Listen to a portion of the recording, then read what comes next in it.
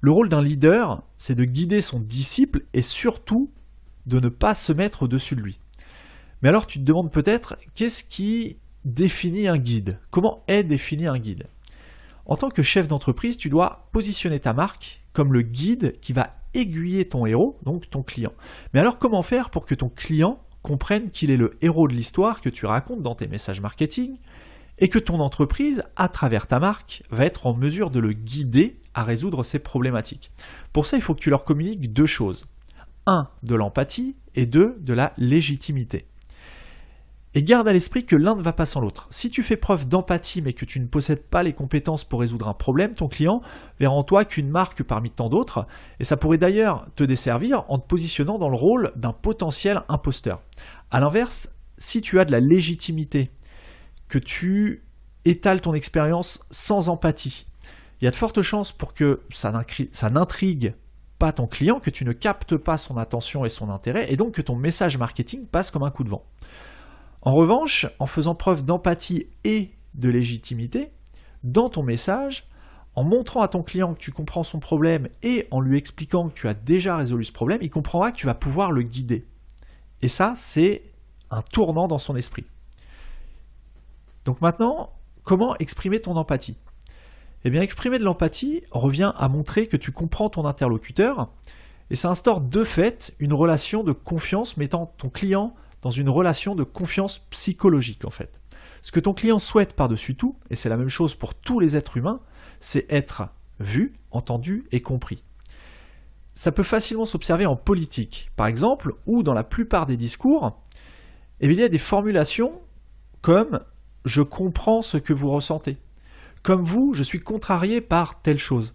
Personne ne devrait avoir à subir cela, etc., etc. Et ces formules d'empathie ont pour objectif d'instaurer une relation de confiance entre la personne en campagne politique et le peuple qui doit voir en cette personne le guide qui va le mener vers une vie meilleure. En tout cas, c'est exactement le but recherché par de telles formules, c'est-à-dire instaurer une relation de confiance et être admis comme étant le guide à élire.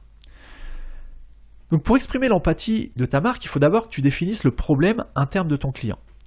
Il faut ensuite lui faire savoir que tu comprends ce problème et que tu aimerais l'aider à y trouver une solution.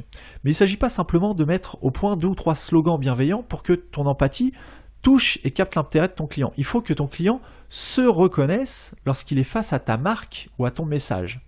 Et comme je te l'ai expliqué dans les épisodes précédents, le cerveau humain cherche à économiser un maximum les calories qu'il dépense. Je te parlais de ça quand j'évoquais le fait qu'il faut être clair et précis dans ta démarche. Et bien là, c'est exactement pareil. Il faut que tu sois simple et que tu multiplies les points communs entre ta marque et ton client. Il aura ainsi plus de facilité à confirmer de lui-même la confiance qu'il accorde à ton message et donc à ta marque. Et les points communs que tu sauras mettre en avant vont constituer un outil marketing ultra puissant. Donc maintenant qu'on a vu comment exprimer ton empathie, on va voir comment démontrer ta légitimité. Pour ce qui est de la légitimité, il ne faut pas tomber dans le piège de l'arrogance. Ton client, il ne cherche pas une autorité supérieure ni une marque arrogante qui va lui donner des leçons. Ton client, il cherche quelqu'un qui va l'accompagner dans le chemin qui lui permettra de triompher devant le problème qu'il rencontre. Pour en revenir au concept d'autorité, l'autorité, c'est en fait la combinaison de la légitimité et de la compétence. Et pour que ton client il te choisisse comme étant son guide, il doit être certain d'accorder sa confiance à quelqu'un qui maîtrise le sujet et qui sait exactement ce qu'il fait. Il ne s'agit pas d'être parfait, ni de savoir tout sur tout. Il suffit simplement d'être considéré comme l'expert d'un problème qui est spécifique ou d'un besoin qui est spécifique. Par contre, il faut que ton client ait conscience que tu as déjà aidé d'autres héros comme lui à aller au bout du problème. Mais alors tu vas me demander comment mettre en avant ta légitimité sans te faire passer pour un héros. Et bien sûr, tous tes supports marketing, que ce soit ton site web, tes plaquettes commerciales ou tes autres supports marketing, ton client doit être assuré que tu peux l'aider. Et pour ça, il y a 4 moyens de doser la légitimité de ta marque.